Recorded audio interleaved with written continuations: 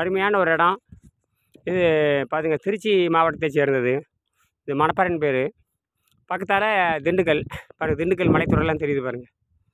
எல்லாம் இப்போ திண்டுக்கல் பயிற்சி முடிச்சுட்டு சில ஆலோசனைலாம் பண்ணிவிட்டு அங்கே சித்தர் குடில் உருவாக்கத்தை பற்றி பேசிகிட்டு இருக்கிறோம்.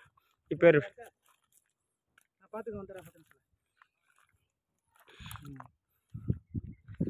சிறந்த வருமக்களை ஆசானாக செயல்பட்டு வர்றார் மணப்பாறை பகுதியில். பல தொழில்நுட்பம் தெரிஞ்சவர். நவரக்கிளி, எண்ணெய் கிளி, எண்ணெய் தேர்ப்பு, தடிவரிசை, குங்ஃபு, தாய்ச்சின்னு சொல்லக்கூடிய பல்வேறு யோக கலைகள், சித்தர் கலையெல்லாம் கற்று வச்சுருக்காரு.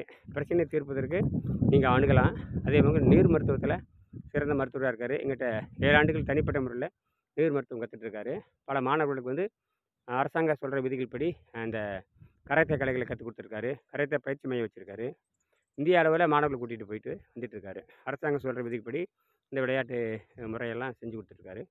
சிறந்த சமூக சேவராக இருக்கார். அதனால தான் வந்து இந்த இயற்கை காட்டை உருவாக்குற அடிப்படையில் அவர் பண்ணியிருக்காரு. அவர் பாரு கீழே காடு தெரியும், அங்கே ஒரு குடில். அந்த குடில் தான் ஒரு குடில். கிட்டத்தட்ட 3 ஏக்கரா பக்கமாக அங்கே இருக்குது. இதெல்லாம் ஒரு ஓடை, இதெல்லாம் இருக்குது.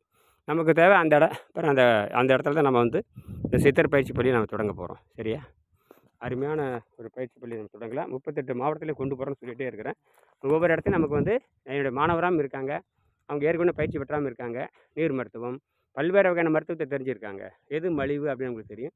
எதிர்காலத்து இவங்கள நல்ல ஆசிரியராக இருந்து இந்த திருச்சி மாவட்டத்துக்கு அவங்க வழிகாட்டணும். சரிங்களா? எதிர்காலத்தில். சரிங்களா? நன்றி.